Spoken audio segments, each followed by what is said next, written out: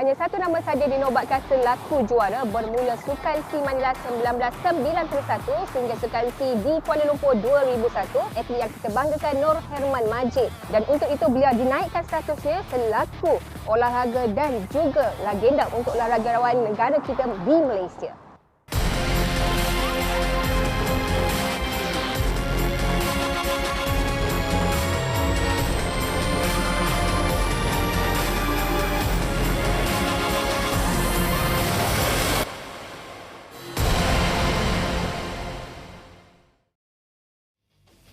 Inspirasi legenda penyemarak misi emas kali ini kami bawakan kepada anda nama yang tidak asing bagi peminat sukan olahraga Malaysia. Nur Herman Majid, seorang jago 110 meter lari berpagar negara yang tergolong sebagai antara atlet negara yang jauh mendahului waktunya.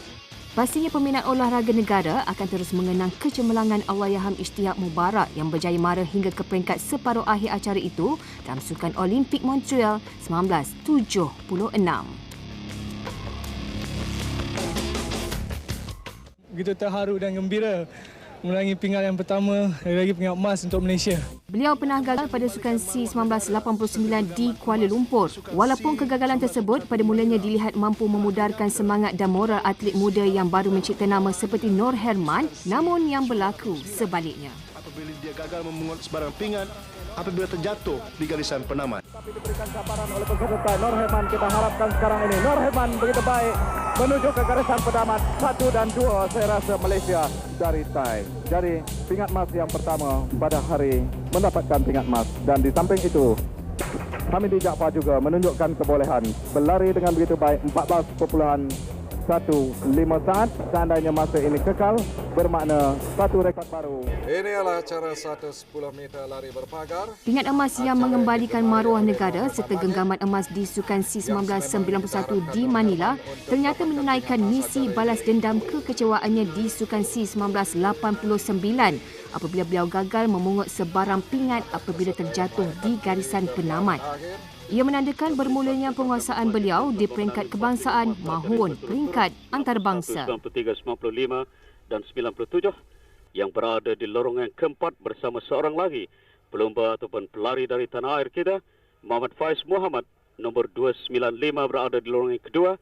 Dia adalah harapan untuk menjadikan pelapis kepada Nur Herman Majid kerana Hamidi Jaafar yang sepatutnya beraksi dalam acara ini meninggalkan lapangan lari berpagar, tetapi tumpuan harus diberikan di lorong yang kelima di situ, iaitu Songpon Sangmak dari Thailand yang memenangi pingat perak di Jakarta dan Van Looy dari Vietnam di lorong ketiga yang memenangi perak 95. Nur Herman nampaknya cuba diberi saingan di situ oleh Songpon dan begitu juga dengan Van Looy, tapi Nur Herman ternyata di depan.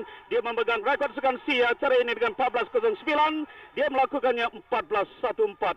Apapun pingat emas sudah menjadi miliknya. Yang ketiga dari lapangan olahraga, Nur Herman Majid menjadi orang yang terbaik dalam acara 110 meter lari berpagar. Beliau antara atlet yang terbabit dalam semua kejohanan peringkat dunia seperti Sukan Olimpik, Sukan Commonwealth, Sukan Asia, Sukan SEA serta kejohanan kebangsaan sepanjang keranya 1989 hingga 2001. Ternyata 1994 merupakan tahun paling gemilang dalam keranya kerana di atas semua usaha kerasnya itu melayakkan beliau dinobat sebagai olahragawan kebangsaan pada tahun tersebut. Dalam jangka masa itu, beliau pernah menyertai 2 Sukan Olimpik iaitu di Barcelona, Sepanyol 1992 dan Atlanta, Amerika Syarikat 1996. Kehebatan beliau sukar dicari ganti sebagai bukti ia memerlukan 23 tahun lamanya untuk rekod kebangsaan miliknya dileburkan menerusi Raizam Shah Wan Sofian pada tanggal 27 Mei 2017. Catatan 13.67 saat atlet Sabah itu mencantas 0.06 saat daripada rekod kebangsaan yang dilakukan Nur Herman dalam Sukan Asia 15 Oktober 1994 di Hiroshima, Jepun.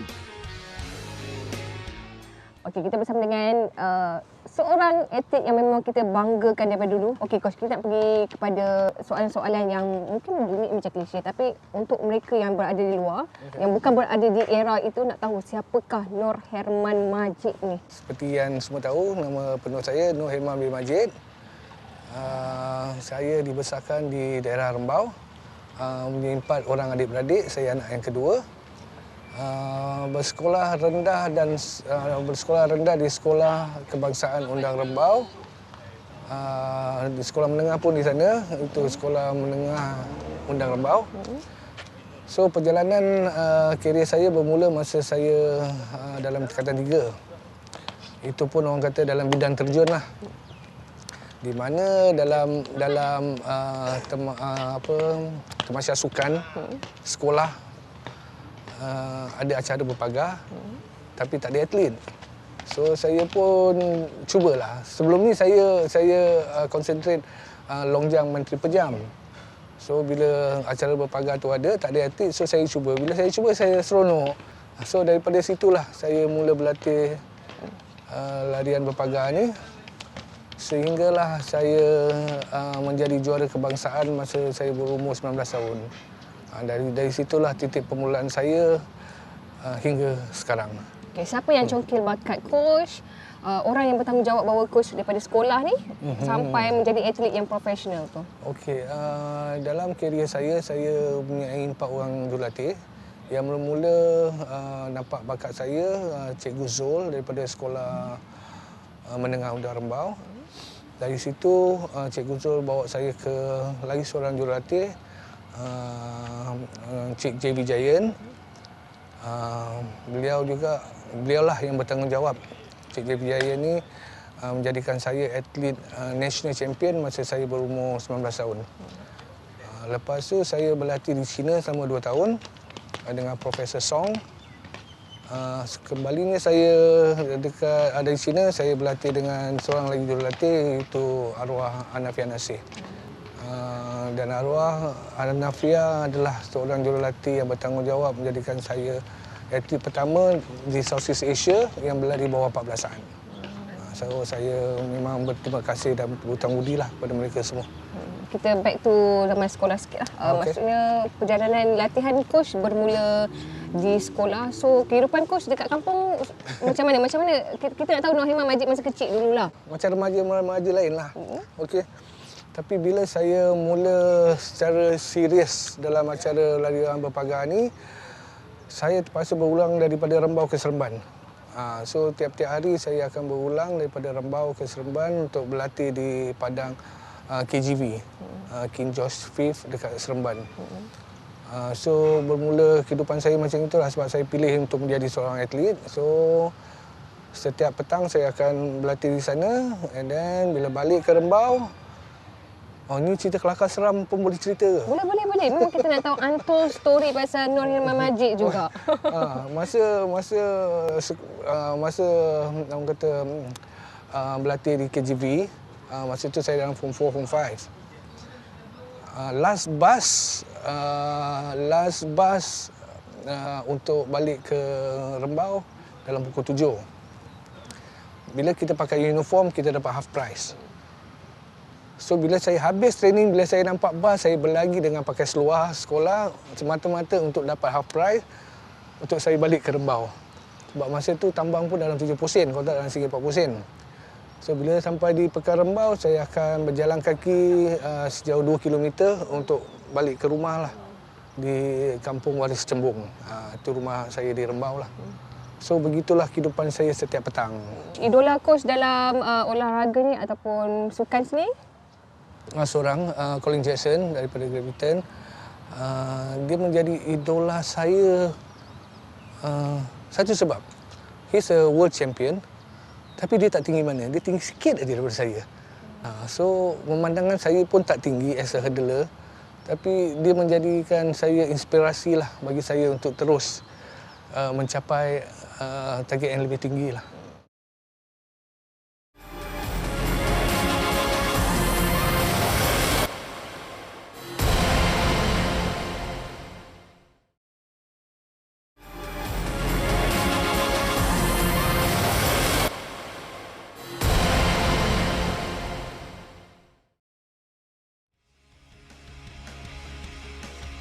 Meskipun mampu bersaing di peringkat Asia, beliau mengakui sukan Olimpik dan sukan Commonwealth adalah pentas yang jauh berbeza. Namun tidak ada sebab untuk beliau tidak berbangga dengan keupayaan melayakkan diri secara merit ke Barcelona 1992 dan Atlanta 1996. Pada penampilan pertama di Tamasya Barcelona, Nur Herman yang berlari bersama dua jago dunia, Colin Jackson dari Great Britain dan pelari Cuba Emilio Vail dalam saringan 1 menamatkan saingan di tempat ke-7 dengan catatan 14.34 saat. Impian Nur Herman merasai Tamasya sukan terbesar dunia itu untuk kali kedua di Atlanta 1996 bagaimanapun terkubur apabila beliau yang sepatutnya turun pada saringan 4 dinasihati supaya melupakan hasrat berlari kerana tidak sihat serta dikuatiri mengundang risiko kecederaan.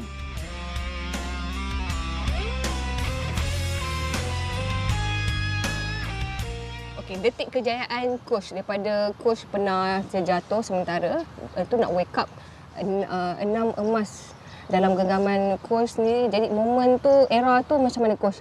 Era tu berbeza dengan zaman sekarang kan? Ya.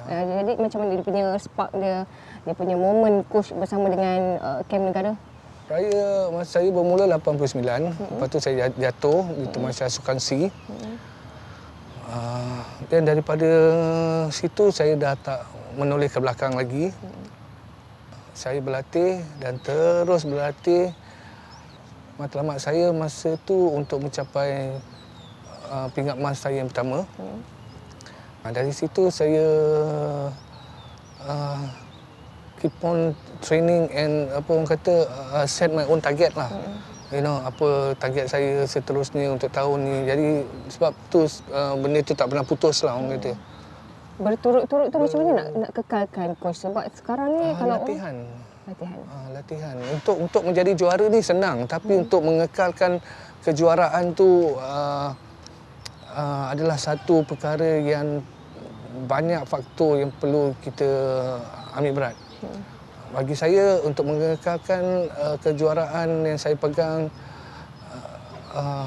latihan. Latihan bermaksud tahu apa yang saya buat, kenapa saya buat. Jadi sebab tu dalam sedekat tu saya tak pernah dapat kecederaan. Okey, alhamdulillah saya tak pernah dapat kecederaan sebab atlet-atlet muda pun pernah bertanya jumpa saya. First question yang diorang tanya, dia kata, Uncle pernah injured tak?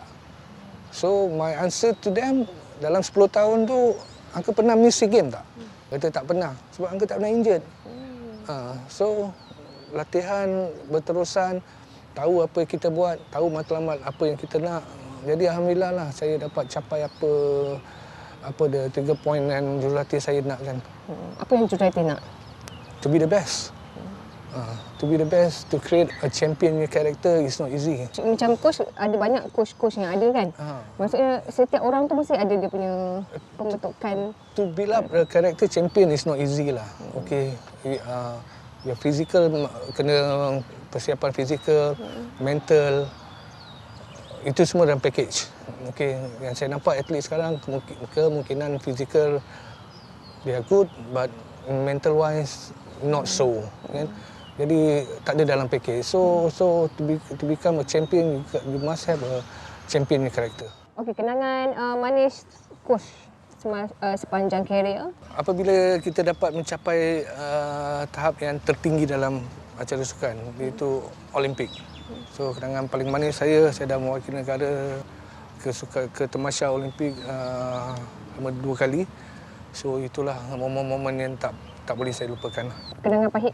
Kenangan pahit saya yang tak akan saya lupakan 89 Tamasya SEA Games pertama saya.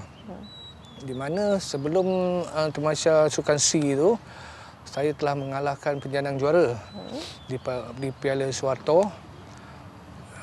Dan bila Tamasya Sukan C bermula di Kuala Lumpur, saya jatuh. Jadi itulah yang paling pahit lah saya rasa. Momen tu masa jatuh ketika masa berlari tu?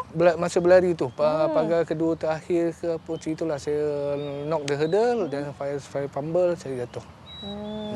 Itu yang paling pahit bagi saya lah. Okey, harapan coach ni lah untuk kamp olahraga negara pada masa sekarang ni supaya mungkin apa impian coach ni?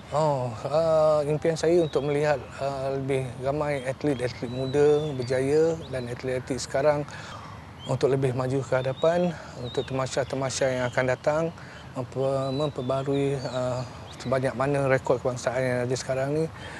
Itulah harapan dan impian saya lah untuk melihat kemajuan olahraga di Malaysia. Kejayaan tidak datang dengan mudah, itu pandangan ikhlas beliau di mana banyak pengorbanan besar atlet perlu dilakukan sepanjang kerjanya. Ditanya apa rahsianya mampu konsisten dan tanpa gagal menyumbang pingat emas kepada negara berturut-turut, jawab Nur Herman, seseorang atlet itu bukan hanya perlu kuat dari segi fizikal, tapi juga mental. Dan itu juga merupakan perkara utama yang ditekankan oleh kesemua jurulatihnya dalam menyediakan Nur Herman sebelum menyertai pertandingan-pertandingan olahraga baik yang berlangsung dalam maupun di luar negara. Zaman kegemilangannya sudah berlalu, namun kini fokus Nur Herman bukan sebagai atlet negara, tetapi misinya dalam bidang kejurulatihan membantu kem negara dalam melahirkan bakat baharu sukan olahraga Malaysia untuk kembali cemerlang di pentas dunia. Nur Herman Majid, dia orangnya dengan atlet sangat-sangat tegas. Dengan saya dia okeylah. Boleh kelakar, melawak macam tu lah. Tapi kalau di training, tempat training dia memang sangat-sangat tegas. Selepas training dia dengan atlet, dia akan ni balik sebab ajak makan ke, borak pasal motor, kereta dia minat motor. Saya kenal dia waktu dia atlet. Saya pun tak pernah berlari dengan dia. Kenal dalam majalah, paper macam tu je. Lepas tu sekarang sangat beruntung lah dapat bekerjasama dengan dia. Buat masa sekarang ni, nampaklah perbezaan sebelum ni, geng ni, Abang Herman masuk. Nampaklah perbezaan tu sebab dia, teknik dia memang paling perfect lah teknik lah. Kita orang pun teknik tak ni sangat. Abang Herman dapat bantu lah. Training aku dalam 2 tahun lebih. So saya baru start training program baru dengan Coach Herman. Sebab sebelum ni dengan Coach saya, Coach ATM, sebab saya memang dari atlet ATM dan seterusnya untuk peringkat negara lah, untuk wakil negara. So dia dekat track memang agak tegas sebab bila dalam training ni memang kena sentiasa, orang kata jangan ambil mudah, memang kena sentiasa serius dalam apa jua latihan. So untuk training kita orang memang kena fokus. So memang dia memang memberikan 100% fokus yang baik lah untuk kita. Oh, selepas training memang agak lain sebab biasa memang bila dalam track kita punya karakter ni akan lain sebab kita kena fokus untuk sesuatu benda. So kalau bila kat luar tu kita kena macam just relax lah. Tak perlu macam pressure macam dalam track. Perasaan saya memang seronok sebab berlatih dengan orang yang sangat berpengalaman. Memang dia 5 goal SEA Games. So memang saya expect memang dia memang terbaik lah. So memang apa yang diturunkan memang saya kena ikut. Saya pun baru lagi dalam olahraga. So apa-apa yang dia berikan pada saya akan ikut je. Nasihat saya kepada semua atlet-atlet muda yang ada sekarang, teruskanlah latihan anda, tanamkan semangat, tanamkan target yang lebih tinggi untuk anda terus ke depan. Tanpa mengenal putus asa, tanpa mengenal erti kalah, berusaha dan terus berusaha, insya-Allah anda akan berjaya satu hari nanti.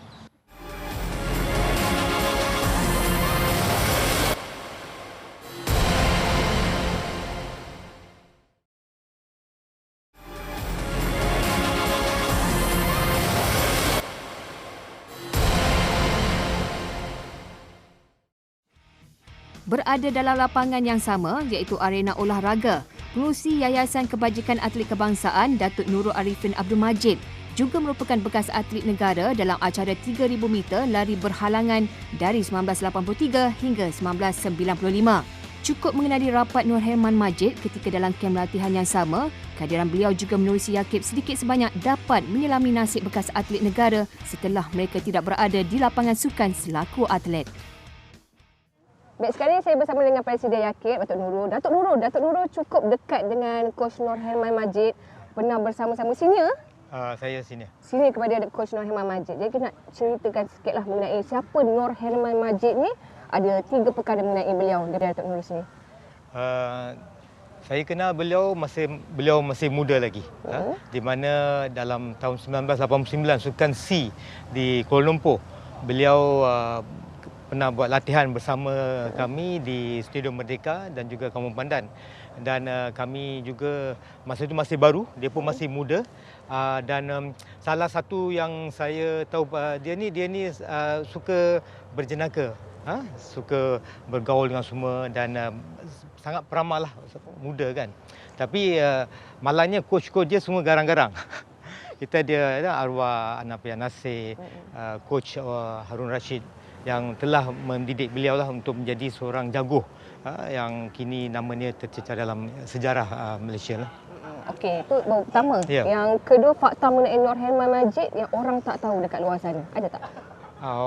Masa training ke, ada special moment yang Datuk pernah tengok lah mengenai dia jatuh bangun? Okay.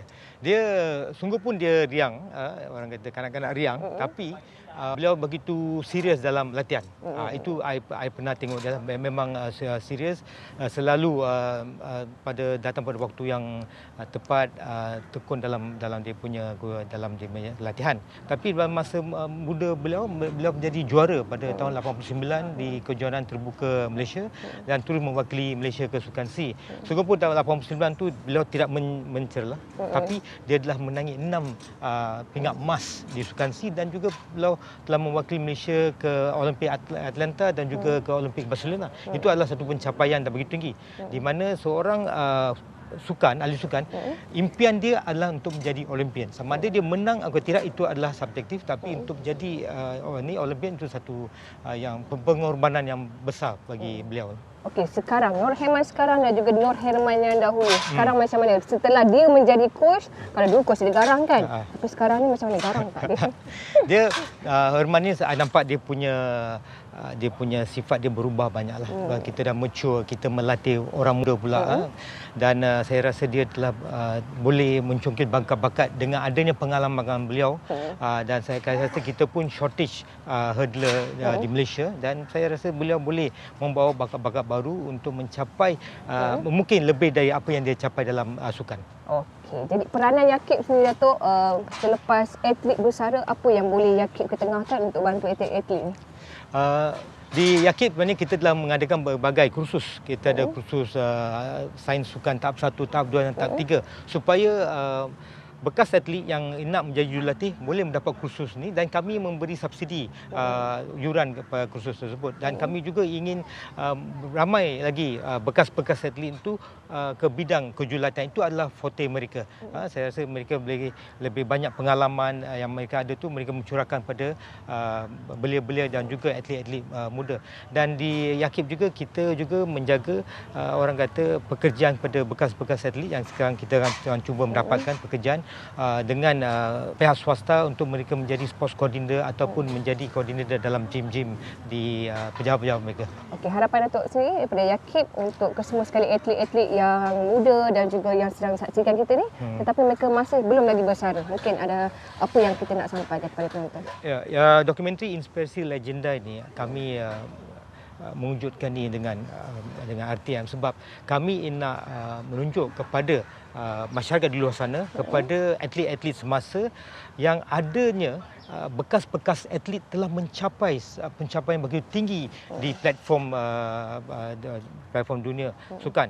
Dan kami juga ingin beritahu dengan kekurangan yang pada masa dulu, masa Nur Herman, kekurangan dia daripada tahun 80-an dan 90-an banyak kekurangan, tapi mereka telah mencapai sampai ke Olimpik. Jadi dengan adanya teknologi sains sukan, kita adanya kemudahan-kemudahan yang ada sekarang ni, saya rasa atlet-atlet muda ni perlu ambil peluang ini untuk mencapai impian mereka. Okey, thank you Datuk. Semoga lepas ni kita ada sedikit cenderamata kepada Nur Herman, tanda jasa dan juga ingatan kita daripada Yakib dan juga RTM sendiri untuk mengingati jasa beliau di pentas dunia.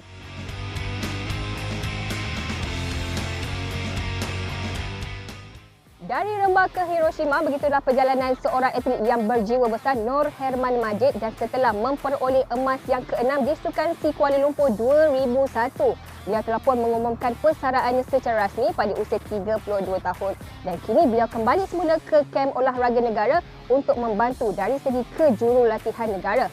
Dan untuk Nur Herman Majid, terima kasih kami ucapkan, dan kepada pelapis, anda teruskan misi untuk mencapai kecemerlangan di pentas dunia.